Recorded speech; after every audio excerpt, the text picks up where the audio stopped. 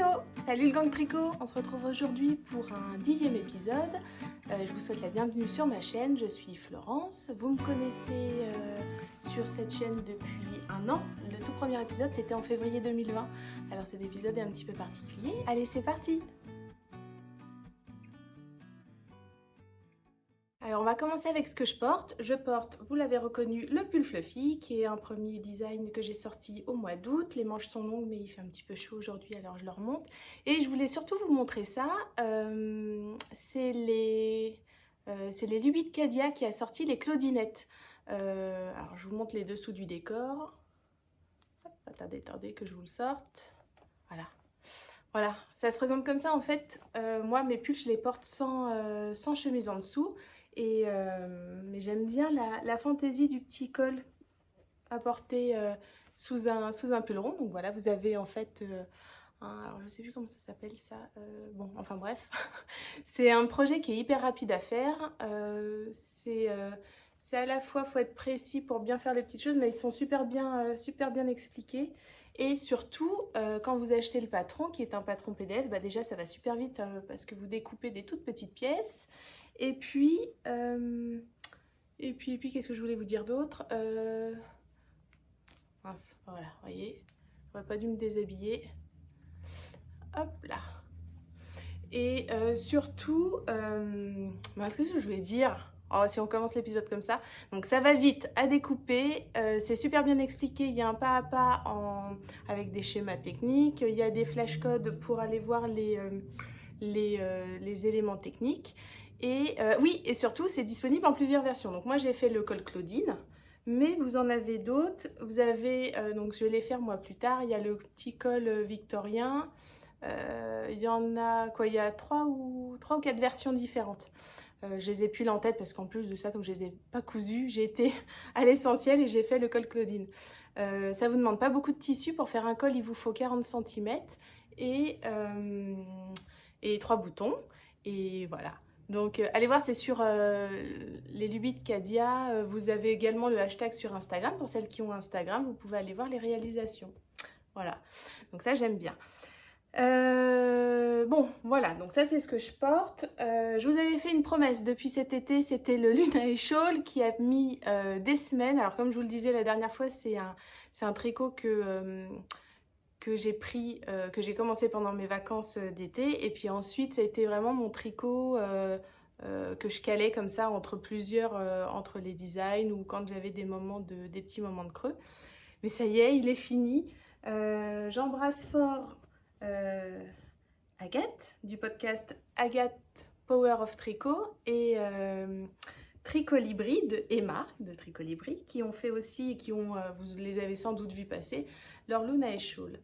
Donc le voici, le voilà. J'en suis très contente. Alors j'ai fait tous les petits pompons parce que c'était j'avais flashé sur le modèle parce que aussi il y avait les petits pompons. Donc c'est vrai que bon, c'est des étapes un petit peu fastidieuses mais qui je trouve vaut vraiment le coup. Alors je vous en parle un petit peu plus. J'ai choisi d'utiliser des restes et j'ai teint un écheveau qui me manquait, mais j'avais déjà teint ce vert. J'avais fait un essai de colorisation pour un vert sur une certaine base, qui est une base, je vous en ai déjà parlé de cette base, mince c'est dommage, je l'ai pas en... Je vous mettrai peut-être l'incrustation photo de la base au naturel, et donc moi je l'ai teint. Donc là, je pense que vous y voyez pas grand chose, mais il y a des petites zones, vous voyez, un petit peu plus foncées. Et donc, c'est ce que donne l'effet à ce fil. Alors, clairement, moi, je voulais faire un vert. J'ai utilisé cette base-là. Mais pour mettre en valeur cet écheveau, il aurait fallu, évidemment, que j'utilise une colorisation beaucoup plus claire pour garder... parce que là, c'est quasi noyé dans cette sombre couleur. Voilà. C'est un fil qui est 100%... Qu'est-ce que c'était déjà cette composition? Alors c'est un fil non superwash, ça c'est sûr. 100% mérino ou 100%... Non, c'est mérino. 100% mérino, non superwash, 400 mètres pour 100 grammes.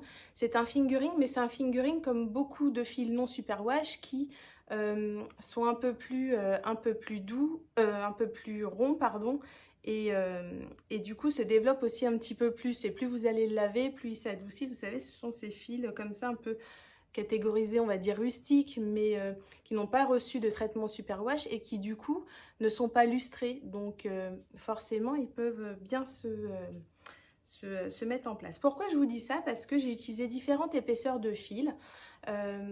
Alors, tiens, bah ça me donne l'occasion. Si vous êtes débutante tricoteuse et que vous arrivez sur ma chaîne un petit peu par hasard et que vous commencez le tricot et que vous découvrez l'univers des podcasts, etc., souvent on parle de fingering, déca, lace, cobweb, hareng, sport, j'en ai peut-être oublié.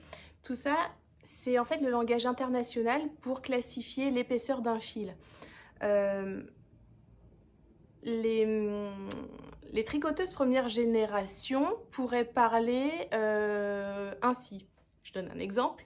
J'ai tricoté avec une laine en 3,5 parce qu'en fait, on se réfère à la taille de l'aiguille plutôt qu'à l'épaisseur de fil. Moi, ça me dérange un petit peu et je préfère la classification internationale parce qu'en fait, du coup, c'est l'épaisseur du fil. Et non pas la taille d'aiguille avec laquelle vous allez la tricoter. Parce que quand vous regardez finalement une étiquette de laine industrielle, il y a toujours marqué, ou là je vais peut-être en avoir, ouais, ben, impeccable.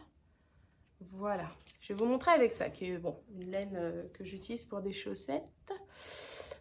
Tati tata. Là, juste ici, il y a marqué le numéro de taille d'aiguille avec laquelle vous pouvez utiliser cette laine. Alors évidemment, c'est une indication, ça vous catégorise, ça... Après, plus vous allez tricoter, puis au premier coup d'œil, vous allez tout de suite voir hein, la grosseur de fil. Mais pour en revenir à ça, c'est vrai que c'est pas... on a toute une tension différente. Cette laine, finalement, pour obtenir l'échantillon, qui est donc, pareil, encore une fois, zut, pardon, ah, vous n'allez peut-être pas bien voir, c'est un peu flou. Oui, c'est un peu flou. Pourtant, je cache ma tête. Mais bon, tant pis. Tout ça pour dire que vous avez également un échantillon qui est recommandé. C'est à titre indicatif, mais après, ce que vous allez suivre en général, c'est un patron. Et le patron, lui, vous indique un échantillon à obtenir pour... je suis en train de me perdre dans mes explications. Je ne sais pas pourquoi je parle là-dedans. Ça va pas. Donc, on va reprendre... On va reprendre. L'épaisseur de fil, parler en épaisseur de fil est beaucoup plus uniforme. Et ainsi, quand on vous dit, voilà, ce pull a été tricoté avec une laine fingering, c'est donc une laine qui, en général, pour 100 grammes, pareil, moi j'aime bien toujours apporter ça à 100 grammes, comme ça je peux tout comparer. Pour 100 grammes, elle fait environ 400 mètres. Une déca va plutôt être, allez, 230 mètres, toujours pour 100 grammes. Une lace va être par exemple 600 mètres pour 100 grammes. 600, 700, 800 mètres pour 100 grammes, etc. etc. Une fois que vous avez ces rapports-là, eh bien, vous pouvez substituer des laines et vous pouvez jouer à... Parce qu'effectivement, même si un ouvrage vous dit, voilà, j'ai utilisé cette laine, moi je trouve ça toujours intéressant d'aller faire des recherches. Donc oui, l'épaisseur, donc c'est une fingering. Ensuite, je vais voir la composition de la laine. Parce que forcément, il y a soit un drapé, soit une rigidité, soit une mollesse, soit tout un tas d'autres facteurs. Et j'essaye toujours de me rapprocher de cette qualité, même si je veux donc la substituer. Et donc, tout ça pour vous dire que parler en épaisseur plutôt qu'en taille d'aiguille est beaucoup plus facile à comparer. J'en reviens au Luna Shawl de Natasha Ransby. Oui, je ne vous l'avais pas encore mentionné. Et donc, j'ai fait comme ça des petits mix. On utilise 3 couleurs. Il y a la couleur principale qui est très étonnamment ni la verte. Alors moi, je pensais que c'était la verte. D'ailleurs,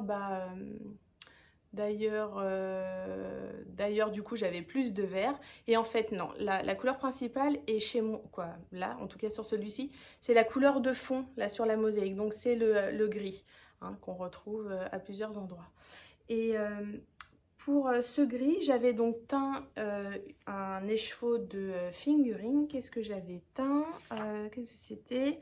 C'était une fingering, la beige. Ah non, je dis des bêtises. C'était une sport qui faisait 300 mètres pour 100 grammes et qui est d'une composition 100% mérino. Donc oui, c'est celle qui demandait le plus de métrage et j'étais sur une sport, donc ça a coincé un petit peu. Vous verrez à la fin, il m'en a manqué un tout. Mais non, mais pourquoi je dis ça? Non, c'est le rouge qui m'a manqué.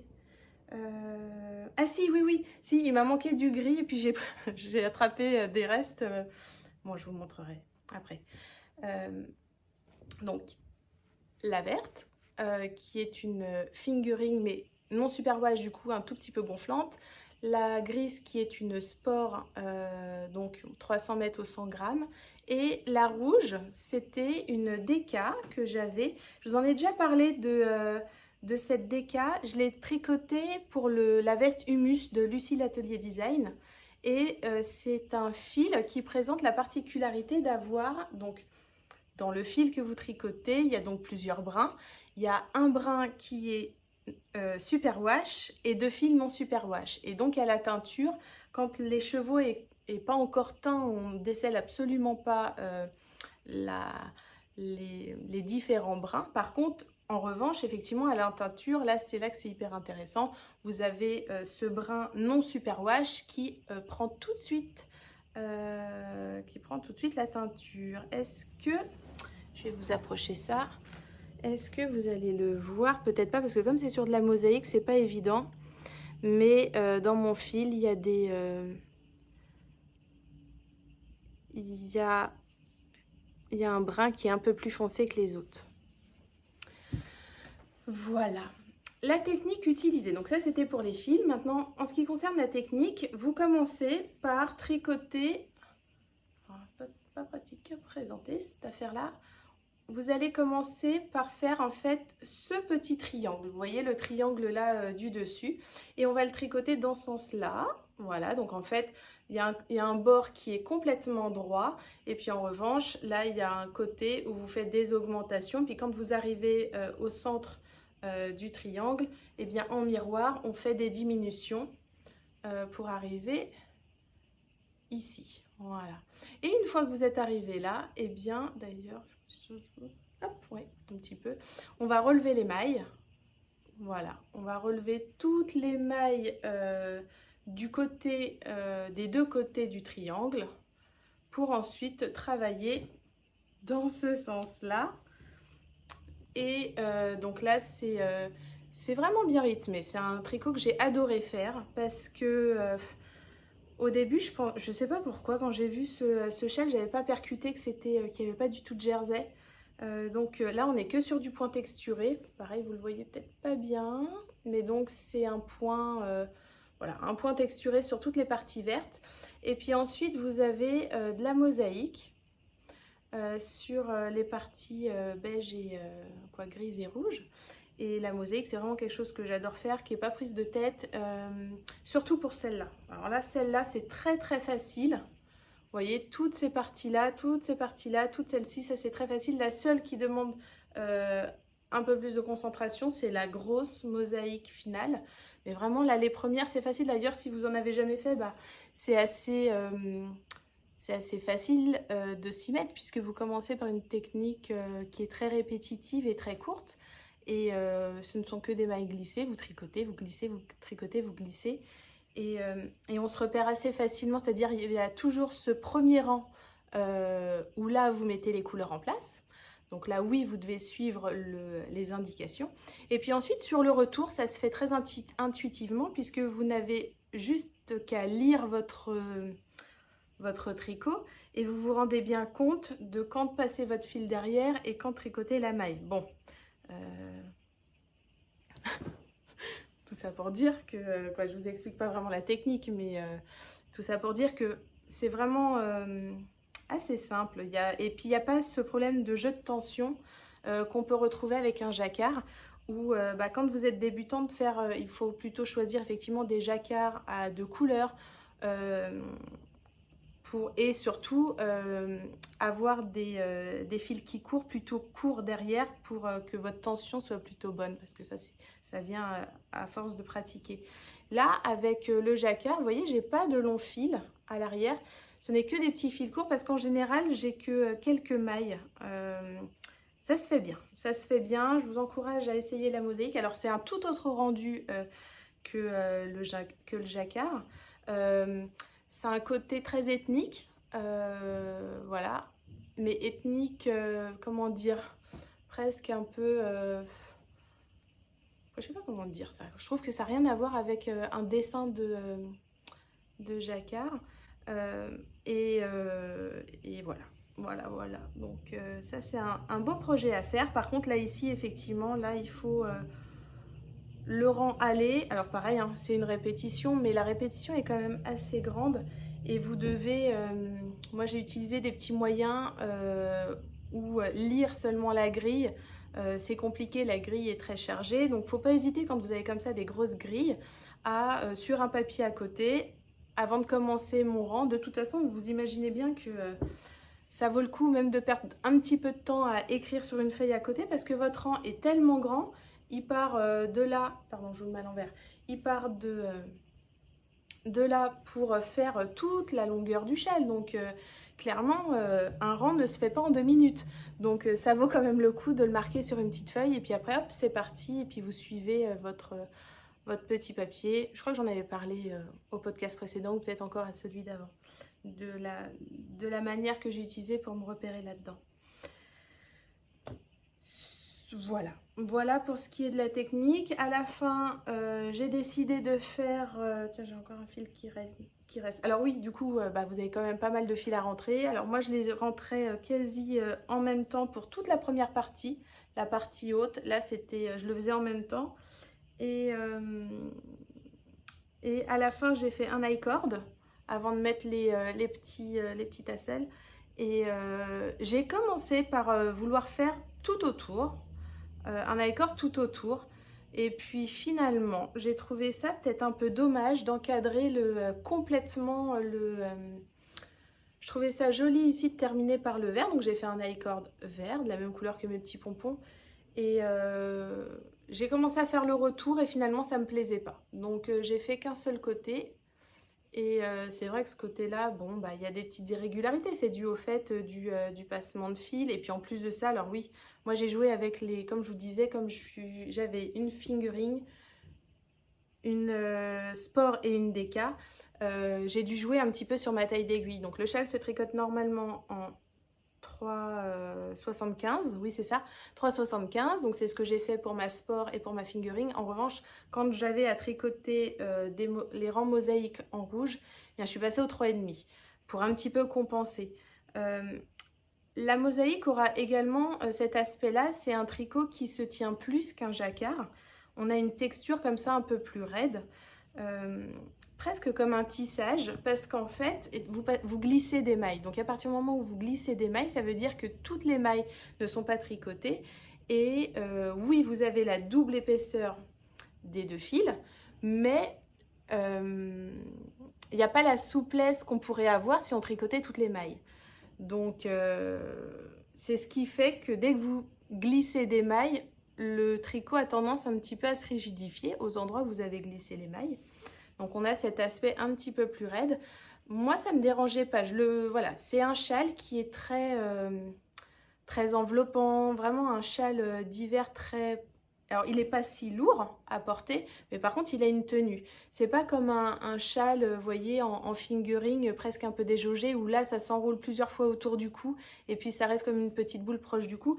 Là quand je le porte, forcément, je peux pas le coller à mon... Je peux pas le coller, vous voyez, il reste comme ça assez en place. Donc pour moi, ça c'est un châle qui se porte par-dessus un manteau, par-dessus une veste, mais on pourra pas venir le cacher à l'intérieur d'un manteau, comme un petit châle en fingering où toutes les mailles ont été glissées. Donc. Et de par la technique mosaïque qui tient un petit peu ça et qui rigidifie le châle, et aussi par le fait que j'ai utilisé une DK. Voilà, bon, je trouve que sur un châle, on peut s'amuser comme ça avec les textures, avec les différences de tension et d'épaisseur de fil, dans le sens où c'est pas quelque chose qui doit venir épouser une forme du buste. Là, on est vraiment sur un accessoire. Donc l'accessoire, c'est plus libre, on peut s'amuser un peu plus sur les textures et puis le résultat est quand même bon. Donc même, vous voyez, en mélangeant la fingering qui est la grise avec de la déca qui est en rouge. Et je trouve que c'est aussi intéressant parce que du coup, là, ça paraît pas trop à l'écran, mais moi, quand je regarde mon châle, clairement, ah si, là, vous le voyez peut-être bien, vous voyez, la laine rouge ressort comme un petit peu. Du coup, elle apporte un relief qui est hyper intéressant. On n'est pas sur un tricot tout plat. Voilà. Voilà, pour ce qui est du choix. Alors, les choix ont été faits un peu comme ça. C'était aussi pour finir mes restes. Mais ça marchait bien. Donc, faut pas hésiter pour un accessoire à être un peu plus libre. Et voilà. Je voulais aussi vous faire un petit... ça fait longtemps que j'y pense. Je pense que je vous ferai ça un peu mieux. Mais je voulais quand même vous en parler parce que ça me parle tellement. Comme vous savez, j'ai été professeure d'esthétique et spécialisée en maquillage artistique. Et donc tout ce qui est colorimétrie, c'était un de mes cours théoriques que j'adorais faire. Alors je vais pas vous le faire en mode cours, etc. Mais juste pour vous dire, parce que là l'exemple est vraiment flagrant, j'ai utilisé... je voulais pas d'un shell avec des coloris fondus. Ce qui fait, je trouve, le charme de celui-ci, c'est d'avoir des couleurs un peu contrastées. Alors que pourtant, j'ai absolument craqué sur le modèle de Natasha Hansby, qui est pourtant bleu, gris, blanc, qui est donc dans une même gamme, on va dire, chromatique. Et voilà. Moi, j'ai joué les contrastes avec du vert et du rouge. Donc effectivement, quand on parle de colorimétrie, il y a plusieurs, comment dire, il y a plusieurs aspects. Il y a les teintes chaudes, les teintes froides. Après, effectivement, si vous êtes dans une colorimétrie plutôt chaude, eh bien, va falloir utiliser plutôt la palette chaude. Et si vous êtes plutôt dans les tons froids, bah, dans ce cas-là, vous allez avoir plutôt des bleus, certains verts, j'insiste, pas tous les verts ne sont froids, etc. Le cercle chromatique, ça c'est hyper intéressant parce que ça vous apprend à comprendre les couleurs. Vous avez les 3 couleurs primaires, jaune, rouge et bleu. Et puis ensuite, entre ces 3 couleurs qui sont positionnées comme un triangle, vous avez donc pour le jaune et le bleu, eh bien on obtient en mélangeant ces 2 couleurs primaires, on va obtenir la couleur secondaire qui est donc un vert. Pour le bleu et le rouge, on va obtenir la couleur secondaire violet. Et pour le rouge et le jaune, on va obtenir le orange. Pardon, je me perds comme j'ai pas... D'habitude, j'ai mon tableau et tout, mais là, non, c'est pas possible. Tout ça pour vous dire que quand vous avez du coup ces 6 couleurs qui sont très... après, il y a toujours des nuances et des différences de tonalité, plus ou moins claires, plus ou moins foncées. Mais en tout cas, si on les prend pures, ces 3 couleurs, quoi, si on prend les 3 couleurs primaires, qu'on les mélange, on obtient donc les couleurs secondaires qui sont au milieu. On obtient donc une forme à 6 couleurs. Et l'idée, pour connaître les couleurs qui sont complémentaires les unes aux autres, ça va être de les prendre sur l'axe qui les relie. Donc si je trace une diagonale et que je cherche la couleur opposée au bleu, et bien sur le cercle chromatique par exemple, je vais obtenir le orange. Si je cherche la couleur complémentaire au vert, et bien sur le cercle chromatique, je vais pouvoir voir que c'est le rouge. Tout ça pour vous dire que quand elles sont positionnées l'une à côté de l'autre, 2 couleurs complémentaires positionnées l'une à côté de l'autre, elles se font ressortir. On est vraiment sur un contraste qui est très très fort. Et voilà, bon, c'est ce que je recherchais. Ça m'a amusé d'avoir quelque chose d'un peu plus péchu dans ma garde-robe. Et j'aurais pu, pourquoi pas, là ça aurait pu être hyper intéressant si j'aurais voulu un petit peu avoir quand même quelque chose qui se réponde, mais peut-être un peu plus doux. Eh bien, j'aurais pas pris un rouge franc, mais j'aurais pris peut-être, vous voyez, un rouge un peu plus prune. Je me serais un petit peu décalée. Vous voyez, on n'aurait pas été directement sur la diagonale diamétralement opposée pour avoir quelque chose qui aille bien, mais qui soit moins fort en contraste. Voilà. Donc ça, nous clairement en tricot, en général, on positionne toujours les couleurs les unes à côté des autres. Mais je voulais vous dire ça parce que des couleurs complémentaires, elles ne font pas que se mettre en valeur l'une et l'autre quand elles sont positionnées ensemble, mais elles peuvent s'annuler. Si on les positionne l'une au-dessus de l'autre. Et ça, c'est quand même une valeur que vous pourriez utiliser si vous utilisez 2 fils tricotés ensemble et 2 fils de couleurs différentes. Alors, je pense pas que ça vous viendrait... je pense pas que ça, que ça soit quelque chose qui vous viendrait à l'idée, et puis ni à moi d'ailleurs, de tricoter un fil vert et un fil rouge. Mais j'ai vu que quand je recherchais, quand j'ai fait mon Love Note de Tit Kat Knits, j'ai toujours du mal à le dire, la bien-aimée est en photo. Alors, j'ai pas fait plus de recherches que ça. Je sais pas, j'ai pas été rechercher exactement la couleur de ses écheveaux pris individuellement. Mais en tout cas, quand vous regardez et que vous zoomez, il y a, me semble-t-il, un fil plutôt bleu et un fil plutôt caramel orangé. Et donc, tout à l'heure je vous l'ai dit, le bleu et le orange sont des couleurs complémentaires et ça donne un effet qui est sublime, qui n'est... pourtant, vous voyez quoi, on les aurait mis l'une à côté de l'autre, je suis pas sûre que vous seriez dit « Ah oui, oui, c'est le bon mélange pour faire un pull », mais on obtient un effet intéressant. Et on obtient une couleur qui est ni bleue ni orangée, ça apporte juste voilà, ce petit quelque chose qui est... bon, là, la réflexion est un peu brouillon, je vous l'accorde. Bon, on bazarde la colorimétrie, le Luna Shawl, est-ce que j'ai tout dit? Oui, c'est un patron qui a été traduit en français. Oui, et c'est une taille, je voulais finir par ça, c'est une taille de châle que j'affectionne beaucoup parce que il n'est pas très profond, c'est-à-dire il est très long, mais la profondeur est raisonnable. Si je devais comparer, j'ai pas beaucoup de châles hein, à la maison, j'en ai peut-être que 4 ou 5, je sais pas.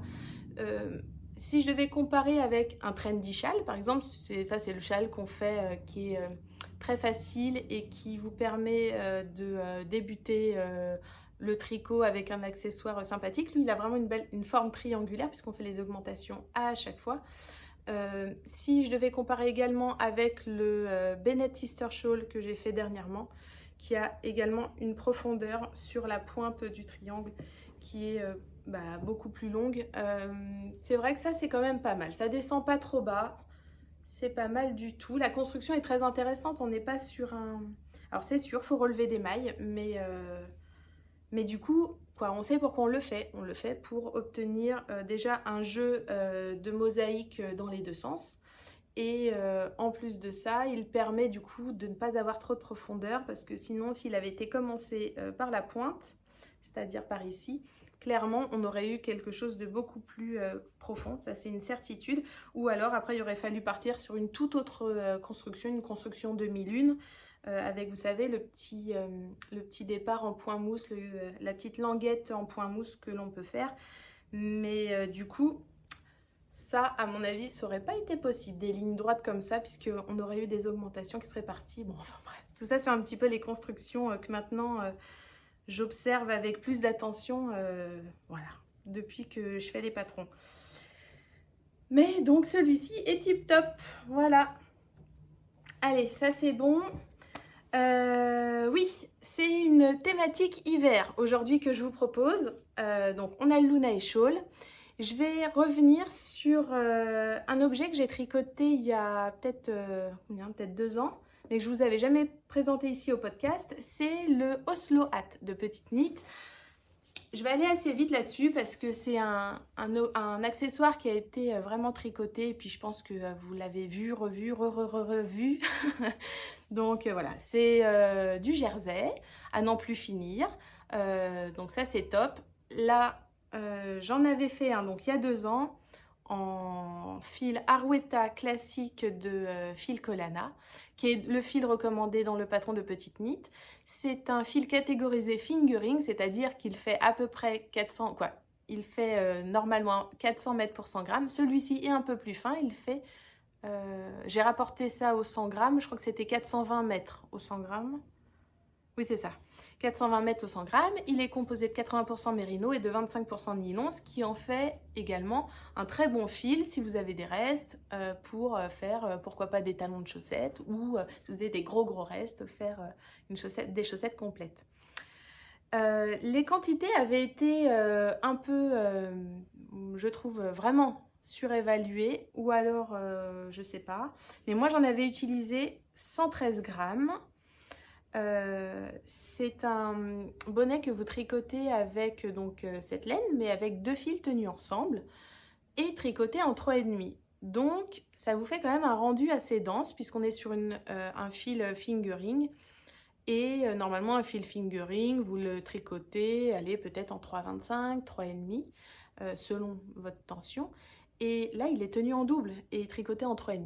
Donc on a quand même de la tenue, ce qui est complètement logique et évident puisque c'est un bonnet qui doit se tenir un tout petit peu. On n'est pas sur un bonnet, alors il y en a qui en font des versions un peu plus loose, ça peut être intéressant. Là dans ce cas là, bah oui, déjaugez un petit peu votre bonnet pour si vous aimez plutôt les formes un peu slouchy, mais voilà, la forme de ce bonnet, quand on le voit porté par Petite Knit, il tient en place et donc c'est normal qu'on ait de la densité, c'est l'effet recherché.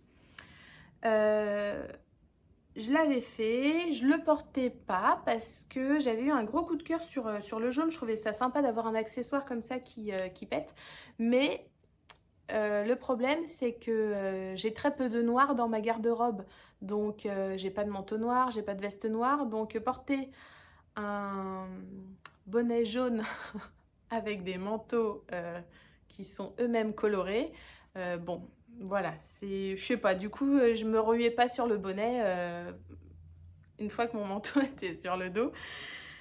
Après j'aurais eu, je pense, si un manteau gris et jaune, ça marche bien, mais j'avais pas ça, alors j'allais pas me racheter un manteau.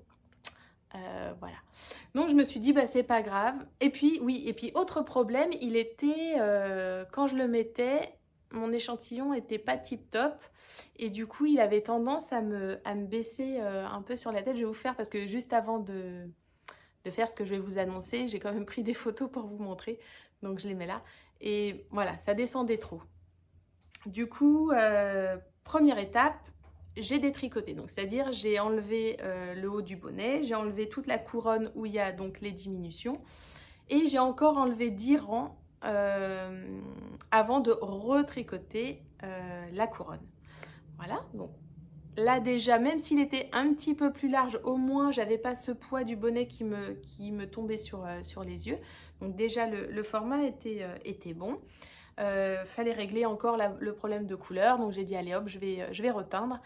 Donc bah, j'ai tellement reteint que j'ai fait ça, voilà, c'était pour moi, j'ai pas fait ça comme il faut et du coup j'ai rien mesuré, j'ai dit allez hop, on y va. Et ben j'ai un bonnet noir. Voilà, bon j'y suis allée un peu fort sur la concentration. Donc j'ai un bonnet noir qui là pour le coup bah, va avec tout. Donc je vous le montre. Je veux pas forcément en plus une tête à bonnet. Et donc quand ma fille a vu ça, elle m'a dit c'est pour moi, je le veux. Donc le bonnet Petite Knit, le voici, le voilà. Et à l'époque j'avais acheté les étiquettes que j'adore, que je trouve voilà, que ça donne tout le style à ce genre de bonnet, hein, vraiment le genre de bonnet qu'on trouve dans le commerce. Donc ma fille de 9 ans l'a récupéré et ouais, ça lui va carrément mieux. Elle a des cheveux très très longs, elle met ses petites surchemises en jean, elle a un petit look comme ça.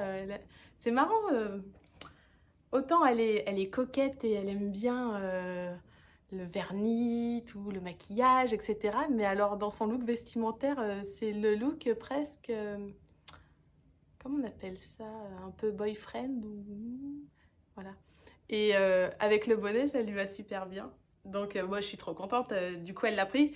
Moi, je lui trouve peut-être un peu grand pour elle, mais elle s'en plaint pas. Il lui tombe pas sur les yeux. Alors, du coup, elle l'a récupéré.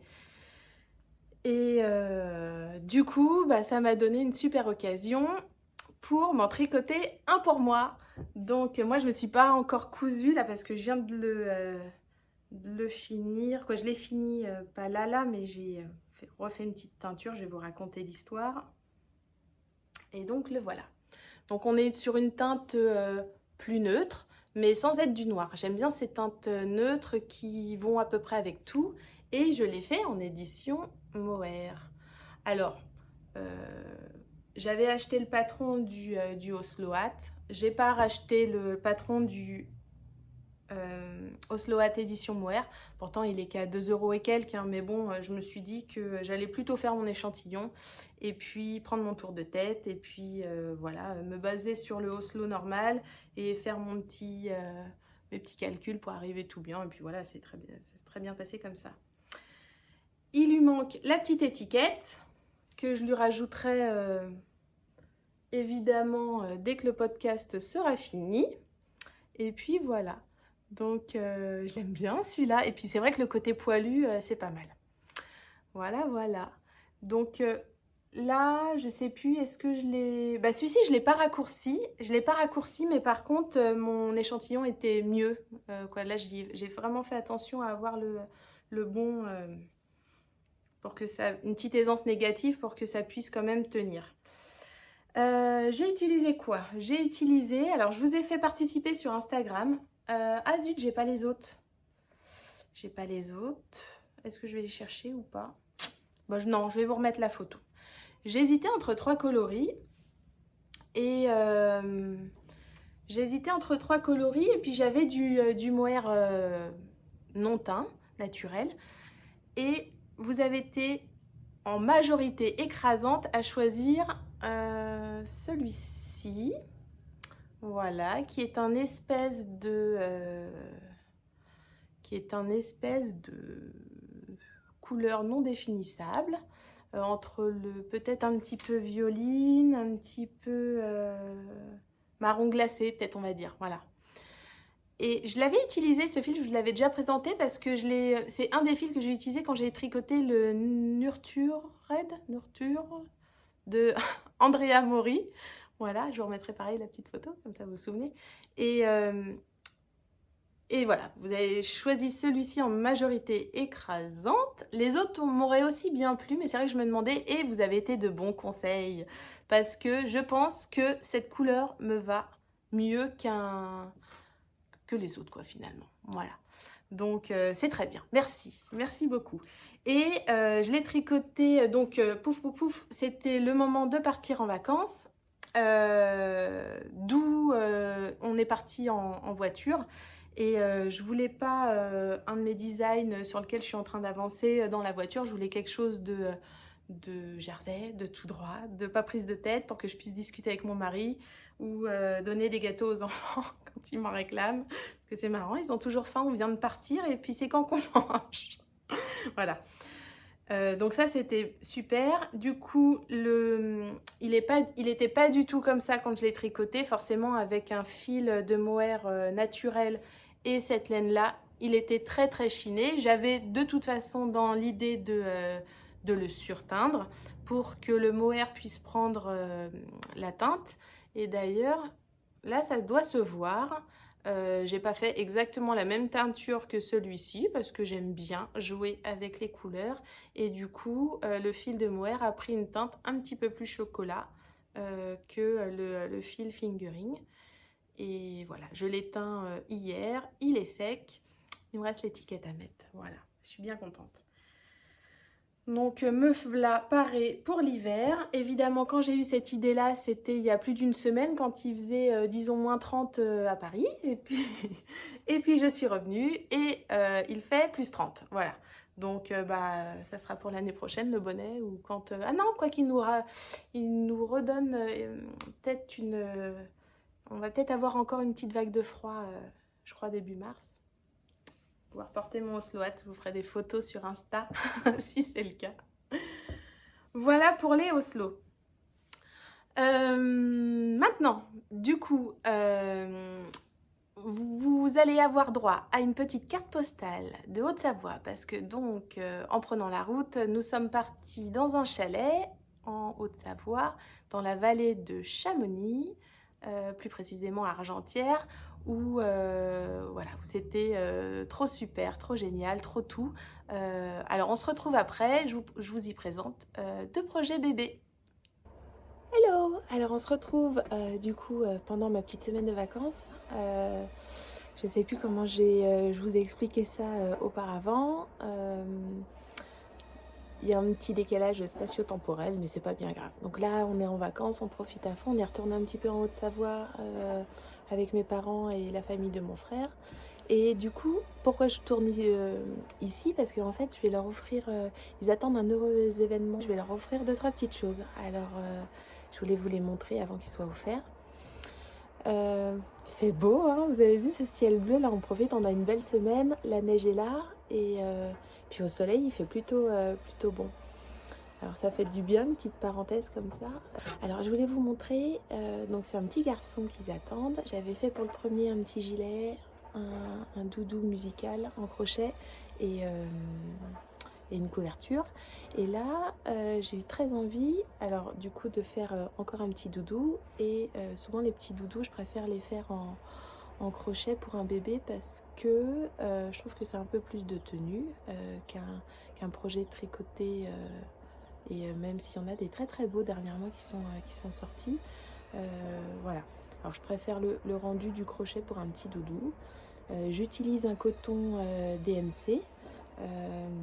Je rechercherai là en vacances, je suis partie en plus sans les petits noms, etc. Mais voilà, je vais sûrement vous montrer là les fils exactement que j'ai utilisés.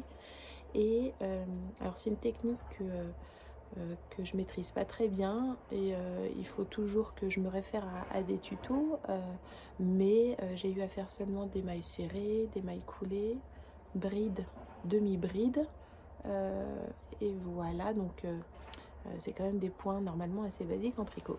Donc je vous présente la petite pieuvre, voilà, donc c'est une petite pieuvre, alors hop, voilà, les deux petits yeux sont là. Alors j'ai choisi de la faire en 3 coloris, je voulais pas la faire toute bleue, et voilà, j'ai fait des petites tentacules blanches et beige, et c'est un petit doudou. Alors j'ai trouvé le tuto, pareil, je vous mettrai le lien en barre de description. Ça a été fait, si je me trompe pas, surtout pour accompagner les premières semaines des prématurés, parce que en fait ces petites tentacules ont une forme très similaire, ou un petit peu comme ça, un petit peu hélicoïdal, qui pourrait rappeler un petit peu le cordon ombilical. Voilà, donc apparemment, je connais pas, moi mes enfants sont arrivés à terme, et j'espère que mon petit neveu arrivera aussi.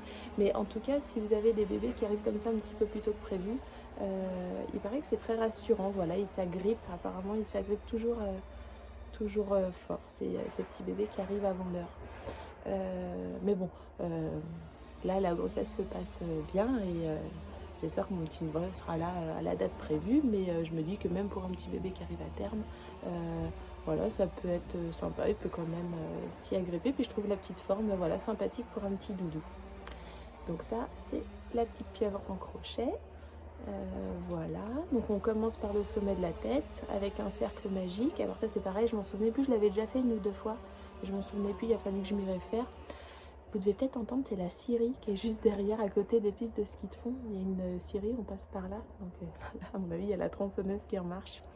On commence par le petit cercle magique, et puis on fait des augmentations jusqu'à arriver à la plus grande circonférence de la tête, et puis ensuite on fait des diminutions. Et là où ça a été un petit peu compliqué pour moi, et où j'ai dû faire un peu du cache-misère, c'est ici. Oups là, pardon, il y a le soleil. Alors j'aimerais bien que ça soit un peu net pour que vous puissiez voir. Ici, la petite pieuvre présente une petite collerette. C'est là, c'est vraiment juste sur cet endroit où on fait les mailles serrées. Non, mailles coulées. Je sais plus dans quel ordre. Enfin bref, ça fait comme une petite montagne pour faire justement cette petite collerette. Et du coup, il a fallu que j'aille voir pour les demi-brides, etc. Et puis j'ai pas bien piqué, je pense, au bon endroit. Mais bon, je l'offre quand même. Donc non, je suis quand même assez satisfaite du résultat. Mais effectivement, il y a des petites choses, peut-être pas tout bien, mais bon. Et ensuite, pour faire les tentacules, c'est assez simple. On fait une grande chaînette, et puis ensuite on fait beaucoup d'augmentation dans la même maille, ce qui fait que du coup elle se vrille. Voilà. Donc ça c'est la petite pieuvre, ou le petit poulpe, ou voilà. Pas très douée moi en animaux marins. Elle était trop mignonne celle-ci. Puis après, donc vous rebrodez les petits yeux et puis une espèce de petite joue un peu rosée. Alors j'ai suivi exactement ce que le patron me disait sur l'espacement des yeux. On a l'impression, mais c'est vrai que bon, de toute façon les poulpes ils ont les yeux en général de part et d'autre. Mais j'aurais peut-être dû, je sais pas, peut-être un petit peu lui rapprocher un tout petit peu plus, mais j'ai suivi le patron, j'ai fait confiance au patron. Voilà pour le petit poulpe. Et j'ai choisi cette fois-ci pour ce deuxième bébé de ne pas faire une couverture, mais de faire plutôt un cocon de naissance. Alors, c'était assez rigolo parce que je me suis... je sais plus comment j'ai dû voir ça. Si, c'est peut-être sur Instagram que j'avais vu peut-être un ou deux cocons de naissance passer. Et puis, j'avais trouvé ça vraiment l'idée super que le bébé puisse être comme emmailloté et contenu comme un peu un accompagnement du maintien qu'il peut avoir dans le ventre de la maman. Donc ça me plaisait bien. Et puis en fait, c'est en même moment, je pense que j'ai dû découvrir les podcasts de Agathe. Je crois que j'écorche à chaque fois le nom de Agathe. Je vous marque en dessous le nom de sa chaîne. Et qui est derrière, donc Agathe est derrière la marque Ma Petite Laine. Elle vend bien évidemment le patron du cocon. Alors moi le mien, je l'ai fait sans l'aide de son patron. Parce que bon, j'ai des petites notions de ce que je voulais. Et puis voilà... d'augmentation et de diminution et de mon petit bazar. Donc voilà, je me suis débrouillée avec mes petits comptes, j'ai fait mon échantillon, j'ai mesuré dans tous les sens et puis après je me suis dit bon bah voilà, je vais partir comme ça. Et puis je voulais faire en fait ce petit cocon, moi, ça me fait penser un peu à un petit cocon d'une chenille voilà. Et du coup j'ai utilisé le point chenille, un petit point, je vais vous montrer à quoi ça ressemble. Donc le cocon, j'ai utilisé, donc le cocon de naissance en fait c'est ça, vous voyez, donc on glisse le bébé. Et puis voilà, il est tout bien emmailloté. Voilà, je vous laisserai si ça vous intéresse. Je sais qu'Agathe, pareil, quand elle vend son patron, il y a toutes les explications physiologiques parce qu'en fait elle est kinésithérapeute et du coup il y a toutes les explications, les bienfaits de cette position qu'est le bébé dans un cocon de naissance. Voilà, c'est vraiment très intéressant quand elle en parle dans ses podcasts. Je vous encourage à y aller, consulter ces explications qui seront bien plus précises que les miennes. J'ai utilisé une laine qui est 50% coton, 50% mérino. Alors j'ai fait ce choix là, c'est sûr que par rapport à si j'avais fait un choix 100% laine, effectivement là déjà d'une c'est un projet qui va être un petit peu moins chaud. Et surtout j'ai moins d'élasticité puisque j'ai 50% coton. On sait que les fibres végétales elles n'ont pas cette élasticité naturelle qu'ont les fibres animales, et surtout la laine mérino qui est vraiment une belle laine bien le mérino a vraiment encore plus, vous voyez, par exemple qu'un alpaga. L'alpaga sera un peu plus lourd, a un petit peu moins d'élasticité par exemple qu'un mérino. Je ne sais plus pourquoi je disais ça. Donc la laine mérino, et moi donc c'est 50% mérino, 50% coton. Mais j'ai choisi ça parce que le petit bébé à venir va naître au mois d'avril, début avril, et comme c'est une taille à peu près 0,6 mois, j'ai envie que ça l'emmène comme ça jusqu'à l'été. Petite parenthèse d'ailleurs, mon frère vit avec sa famille ici en Haute-Savoie, donc je trouve ça rigolo de vous faire le petit clin d'œil aussi de la carte postale pour vous montrer ces petits projets de naissance d'un bébé qui va arriver là dans la région. Voilà, alors très désagréable par contre à tricoter. J'étais en aiguille, j'ai tricoté ça en combien? J'ai fait la fiche Ravelry, vous pouvez aller la consulter. Je crois que j'ai fait en aiguille 5 ou 4,5 et avec 3 fils parce que donc j'ai teint ma laine et j'ai teint, c'était de la laine fingering, et étant donné que je voulais pour que le cocon soit quand même, je pense, assez dense et assez enveloppant, il ne faut pas que vous utilisiez, je pense, une laine fingering qui serait vraiment trop comme une seconde peau, vraiment trop fine. Et puis je pense même à enfiler, c'est quand même bien plus pratique d'enfiler quelque chose que vous avez en main un petit peu plus épais. Donc c'est vrai que cet échantillon, après la tronçonneuse, je pense que là c'est l'hélicoptère que vous devez entendre. On est dans la vallée de Chamonix, alors il y a beaucoup de d'excursions hélico. Je sais pas si on va le voir, parce que bon, le bruit, vous devez l'entendre fort. Voilà, il est là. Bon, on va attendre qu'il passe. Voilà. Et donc c'est une laine que j'ai teint. Et c'était une laine fingering. Donc j'ai dû tricoter avec 3 fils.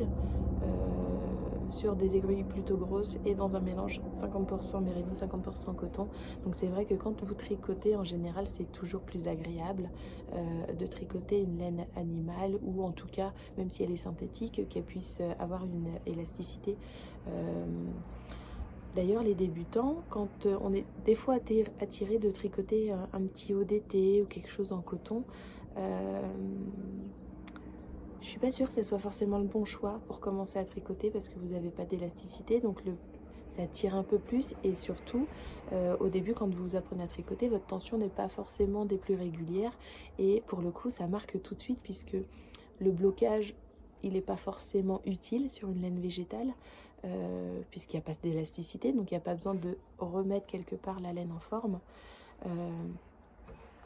Alors là, est-ce qu'on voit? Oui, c'est mes petites augmentations, parce que j'ai bidouillé un petit peu, j'ai fait des petits trucs. Je vais vous montrer peut-être sur le bas, voilà.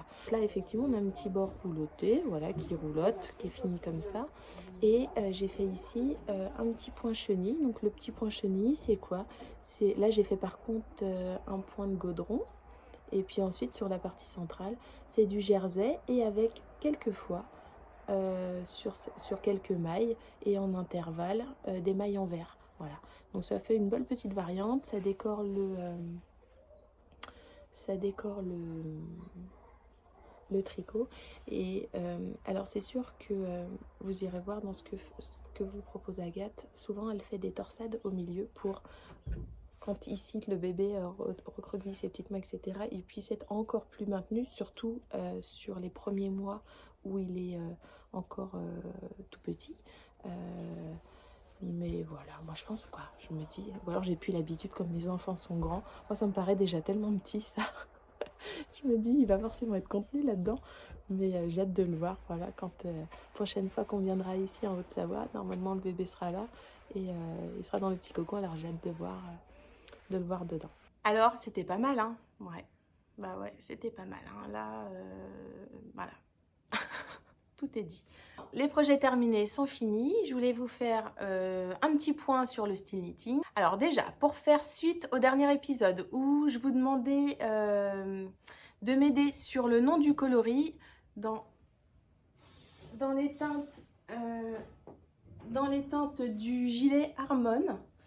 Le gilet Harmon, ça va être ces teintes-là. Il y a Chess et Mat, qui est un rouge un petit peu violine. Là ça ressort pas bien. Le mieux c'est vraiment sur quoi, si ça vous donne quand même une belle idée, mais sur comment dire, sur le site internet. En plus de ça, j'ai eu le droit à une belle séance photo pour Maëva qui est photographe, qui avait besoin de support à présenter sur son fil Instagram, m'a gentiment offert ses services. Elle m'a fait des belles photos d'Hélène, et c'est également elle qui m'a fait les photos du gilet Harmon. Vous pourrez les voir sur le site internet. Donc vous avez le coloris de Chess et Mat, le coloris Lady et le coloris Lord. C'était celui-ci où je ne savais pas trop comment l'appeler. Et donc, ce sera le coloris Rock. Je m'en souvenais plus. R-O-Q-U-E. Alors, ne me demandez pas trop, mais si j'ai bien compris l'affaire, c'est une combinaison d'échecs. Voilà. Alors, je ne sais plus quand vous avancez quoi, vous reculez quoi, etc. Mais c'est une combinaison qu'on utilise dans le jeu des échecs. Donc ça, ce sont les 4 coloris de la collection Harmon, et vous m'avez donné des belles idées, il y avait des choses hyper intéressantes, et Rock a été sélectionné. Voilà. Ensuite, qu'est-ce que je voulais vous dire? Oui, pour les boutons. Pour les boutons, je vous avais demandé un petit peu des idées de magasins où je pouvais en trouver. Alors finalement, je les ai trouvés chez Froufrou, les boutons qui me manquaient. Tiens, je vais vous les montrer. Alors, celui-ci, c'est celui que j'avais déjà, que j'avais trouvé dans la boîte à boutons familiale. Et ceux que j'ai trouvé chez Froufrou, c'est ceux-là. Voilà. Donc, ce qui m'importait vraiment, c'était le diamètre, parce que étant donné que vous faites les boutonnières après coup, je ne pouvais pas me permettre des boutons trop gros, et souvent je trouvais des boutons de 22 mm, 24 mm. Et ça, c'est assez compliqué parce que je tricote une laine fingering avec une laine cobweb qui est encore plus fine que de la lace. Donc, j'ai un échantillon pas si petit que ça, mais tout de même, il faut quand même pouvoir écarter les mailles et les faire passer. Donc pour moi, le 20 mm, c'était le maximum à utiliser. Et voilà, je les ai trouvés. Alors moi, j'aime le côté mixage de boutons.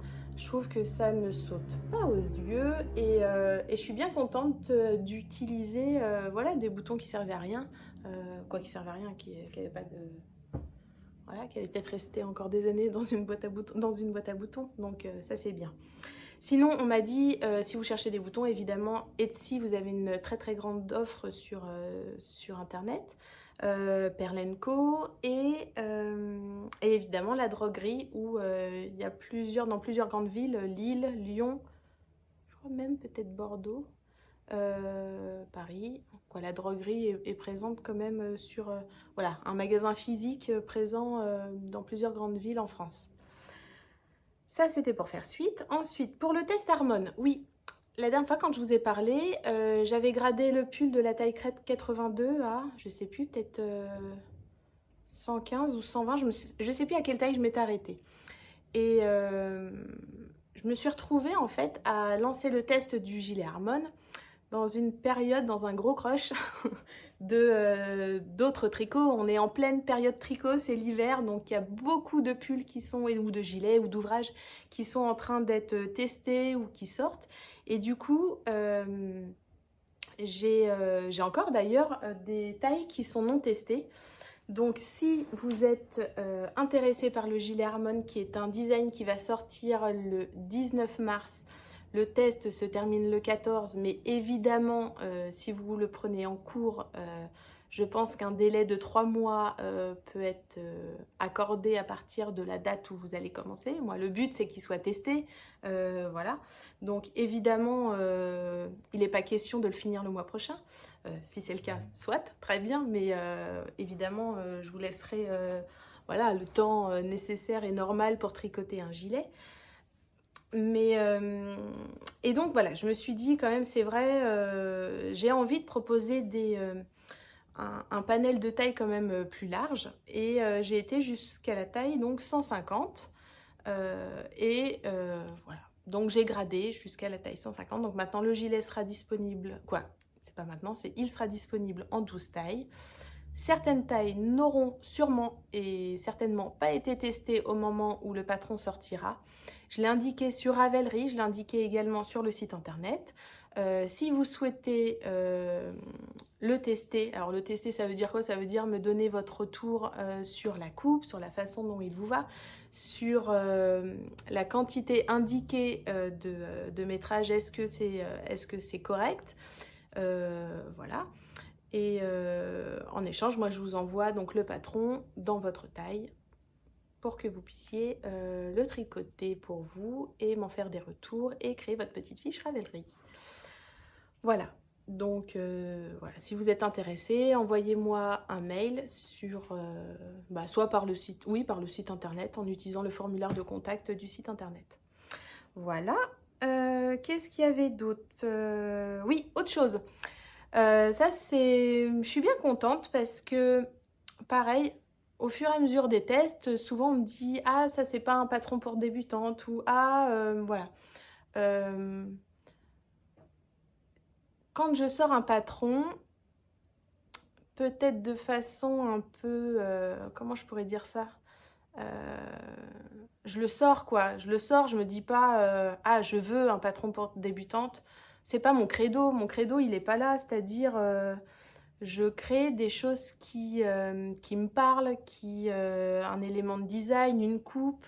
Après, bah oui, si on doit en passer par un élément technique pour y arriver, bah voilà, ça fait partie du process, c'est le tricotage. Donc, si vous voulez, moi, mon objectif, c'est pas, je me dis pas, je vais accompagner les débutantes, c'est-à-dire, par contre, mon envie, quand je vous partage sur Instagram et les podcasts, c'est plutôt de, de vous nourrir d'objectifs, parce que, comment dire ça, c'est un peu délicat. Quand quelque chose vous plaît, bien moi, j'aime bien creuser à fond le sujet et aller à chaque fois de plus en plus loin pour me nourrir de ça. Et donc c'est un petit peu ce qui me fait plaisir de vous partager, c'est ça, c'est mes découvertes, mes essais, mes réussites, les échecs, etc. Et pour que chacune, vous puissiez faire votre chemin dans cette passion. Mais en tout cas, quand du coup, parallèlement à ça, je crée des patrons de tricot, je ne veux pas m'enfermer dans une catégorie de... voilà, je suis pas... si un jour je donne des cours de tricot, bien oui, là, je vais adapter ce que je vais créer pour le public. Mais là, je ne veux pas me réduire à une catégorie de tricoteuse. Donc, je sors des patrons le plus digeste possible, soyons d'accord, hein, je ne vais pas m'amuser à compliquer les choses pour les compliquer, mais en tout cas, quand c'est justifié par un élément et où je ne peux pas faire autrement que de le construire de telle manière, eh bien voilà, soit c'est comme ça. Mais du coup, je mets à votre disposition des vidéos, j'essaye au maximum de vous guider pour vous faire progresser. Tout ça pour dire que, à force de discuter de ça et qu'on me fasse ce genre de remarques, bah, ça m'a fait aussi avancer parce que je me suis dit oui, en fait, c'est vrai que ça serait peut-être bien quand même d'avertir les futures tricoteuses ce sur quoi elles s'engagent. Alors, parler d'un niveau, moi, ça me parle pas du tout parce que être débutant, c'est quoi? Être débutant, est-ce que c'est n'avoir jamais touché à des aiguilles et faire un petit carré, voilà. Est-ce que être débutant, c'est quelqu'un qui a toujours tricoté des châles, même pourquoi pas peut-être un peu complexe, des accessoires, mais qui s'est encore jamais lancé dans le tricot d'un pull porté, d'un gilet? Est-ce que c'est quelqu'un qui tricote depuis de très nombreuses années, mais qui est complètement novice en tricot circulaire? Donc, en fait, la catégorisation débutant, intermédiaire, expert ou avancé, ou peu importe hein, le mot que vous utilisez, je trouve que ça vous enferme dans une catégorie ouais, sur un niveau. Et finalement, pour moi, le plus important, il n'est pas là. Le plus important, c'est est-ce que vous êtes disponible? Est-ce que vous êtes motivé? Est-ce que vous voulez vous dépasser? Ou est-ce que, au contraire, vous avez envie, à ce moment T, d'un tricot zéro prise de cerveau, comme je l'ai fait avec le Osloat? On est d'accord que c'est pas parce que... j'ai quelques heures de tricot derrière moi que je veux faire que des trucs tirés par les cheveux.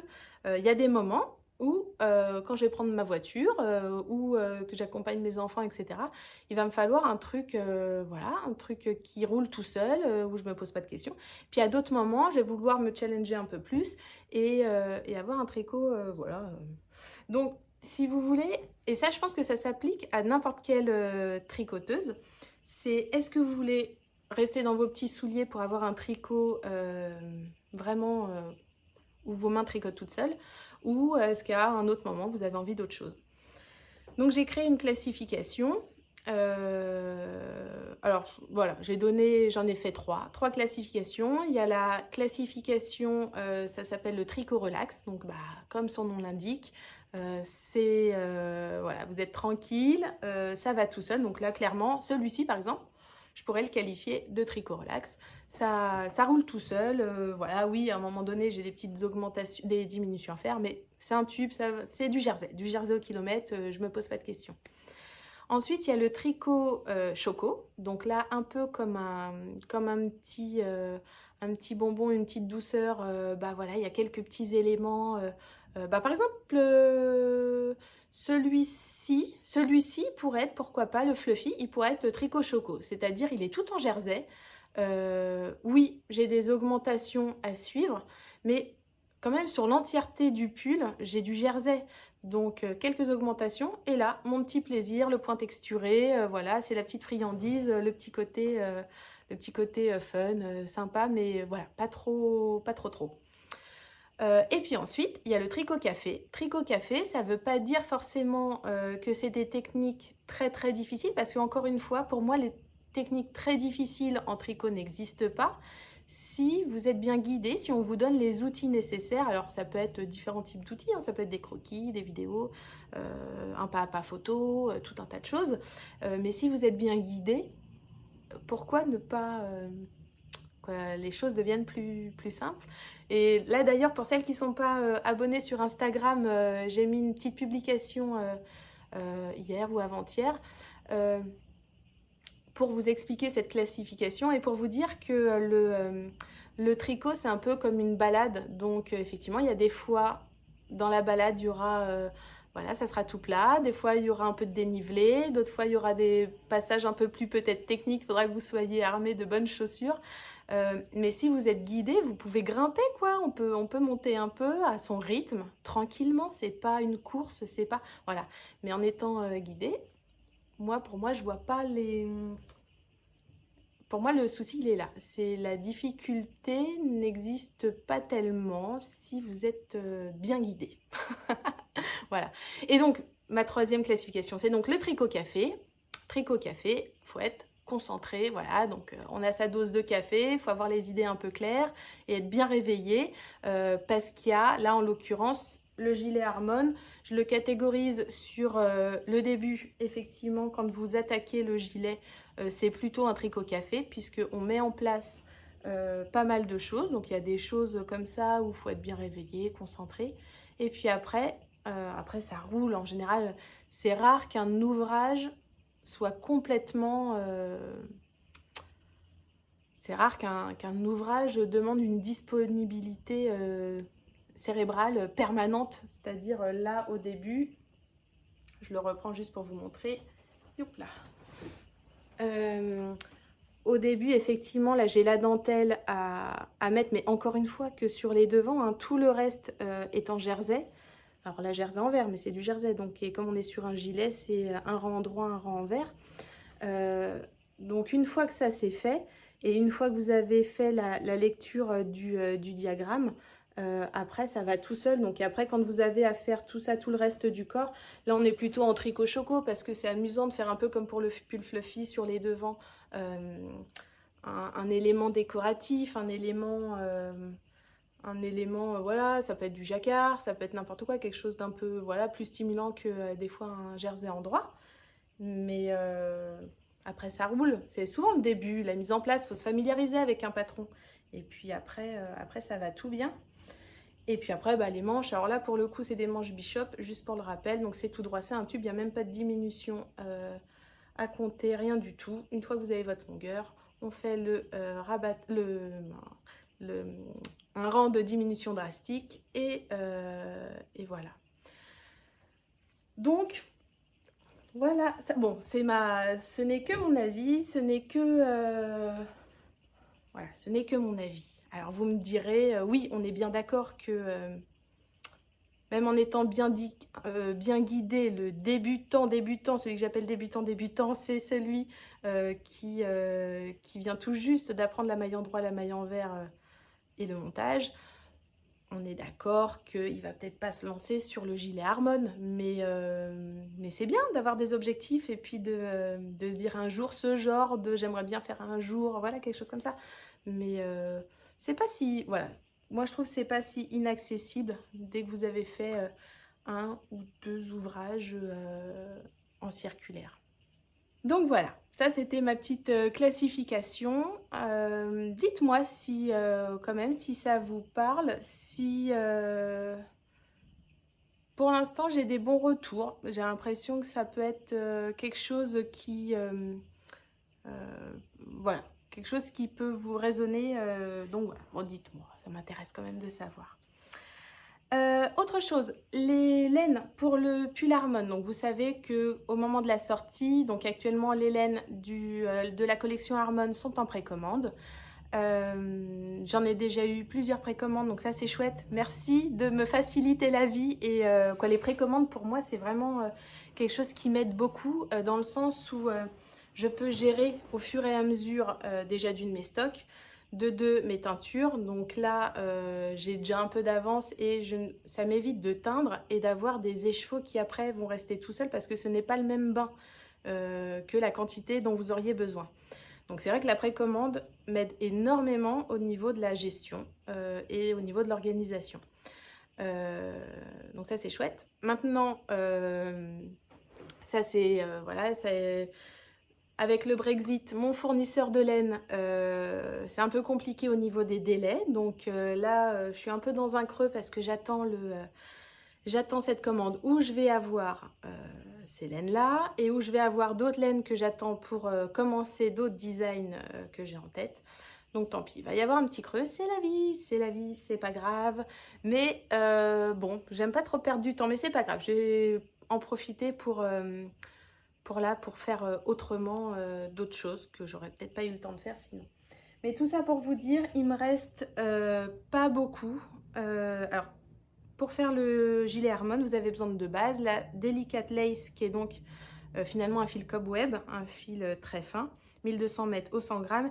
Et la Single Fluff, qui est une laine d'épaisseur fingering single.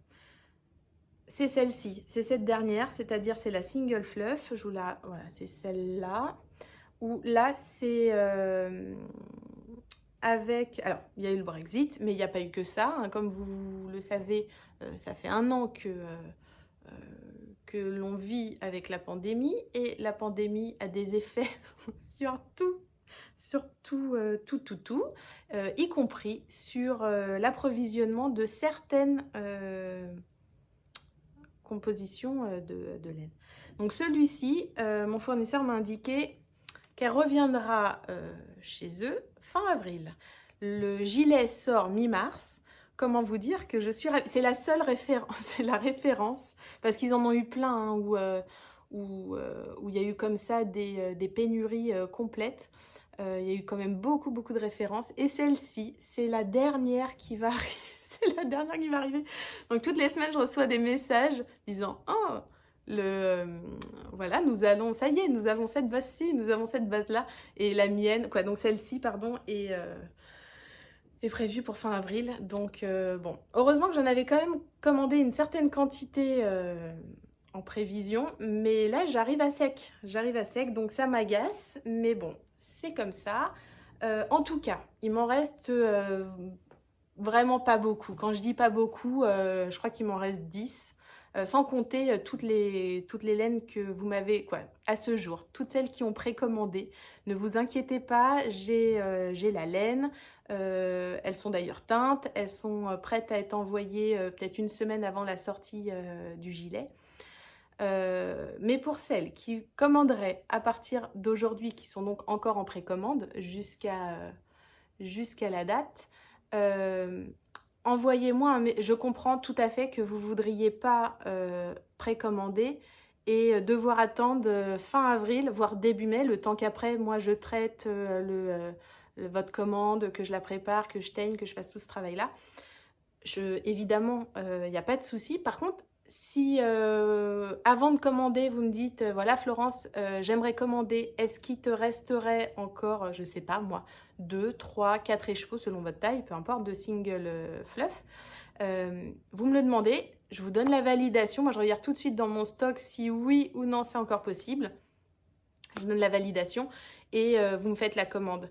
Et voilà. Je peux pas en fait mettre sur le site, je suis un peu embêtée avec ça, sinon évidemment je serais comme ça, mais je ne peux pas mettre je peux pas tellement gérer les stocks, étant donné que j'ai plusieurs couleurs et que mes plusieurs couleurs, je peux faire des écheveaux entiers ou des demi-écheveaux, etc. Ça va forcément être faussé. Là pour l'instant les 10, ou je sais plus combien j'en ai, mais j'en ai vraiment pas beaucoup, sont non teints.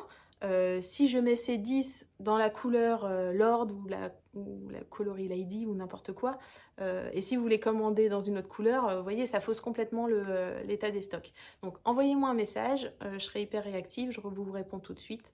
Et comme ça, voilà. Et puis vraiment, quand vraiment j'en ai plus, bah là oui, je mettrai toute la single fluff à 0 en attendant. Ou voilà. Voilà. Voilà.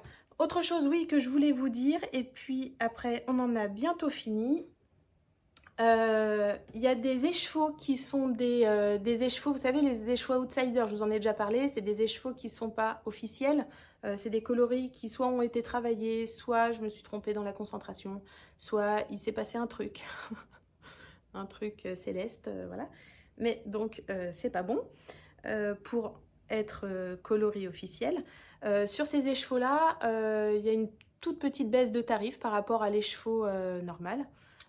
Sachez que pour si vous voulez tricoter le pull Sherpa, vous savez, celui avec les petites broderies, etc.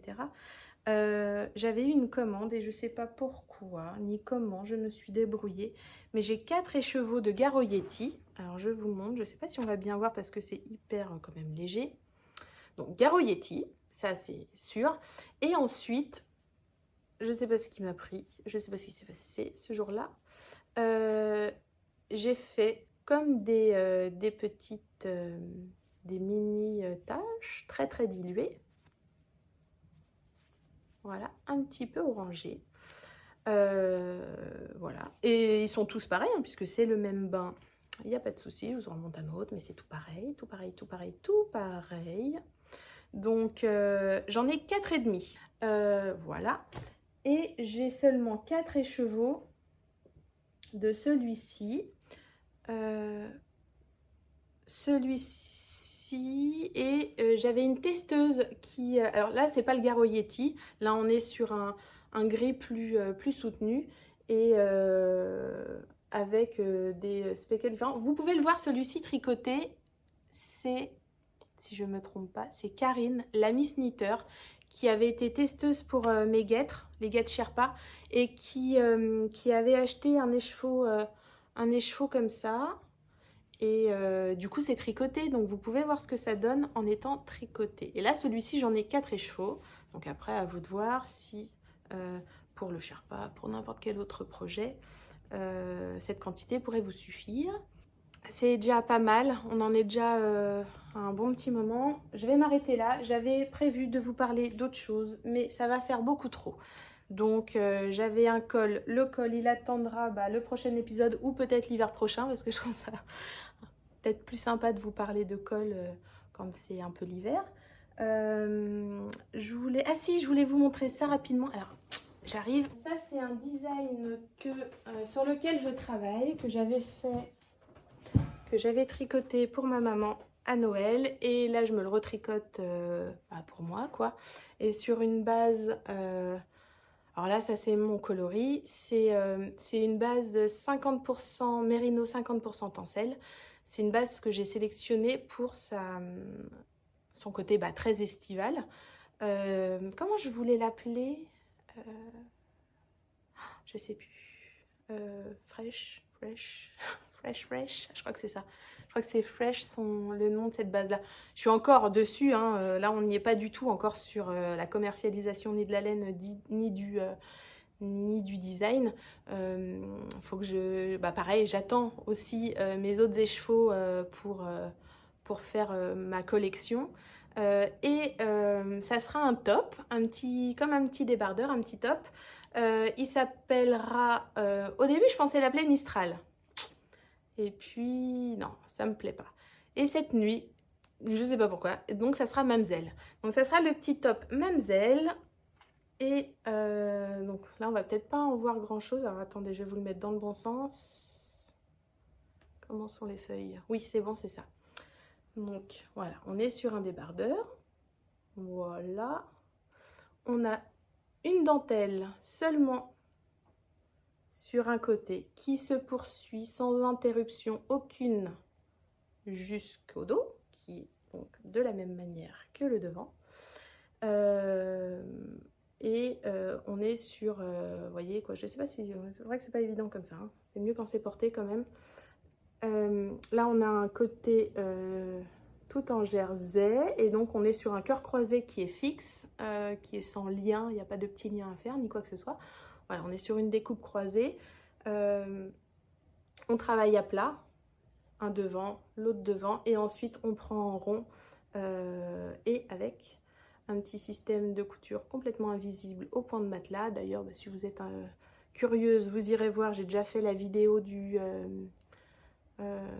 point de matelas sur internet, sur YouTube. Et voilà, donc ça c'est un petit top. Si vous êtes intéressé, si c'est pas encore le cas, et puis je le dis surtout pour celles qui n'ont pas Instagram, parce que c'est vrai que souvent sur Instagram, je vous dis, ça y est, ça va être là, je vais envoyer la newsletter d'appel au test. Voilà, si vous n'êtes pas sur Instagram et que du coup l'information passe un peu moins bien, un peu moins vite, je vous invite, le seul moyen c'est de vous inscrire à la newsletter. Voilà, et vous recevrez des appels au test quand il y en a. Voilà, bon, bah c'est pas mal. Je vais vous souhaiter une bonne journée. Si vous aimez, bah, abonnez-vous, likez. Moi, ça me donne que de la visibilité et ça me référence aussi un peu mieux sur les vidéos tricot. Je vous embrasse bien fort et on se retrouve la prochaine fois. Salut!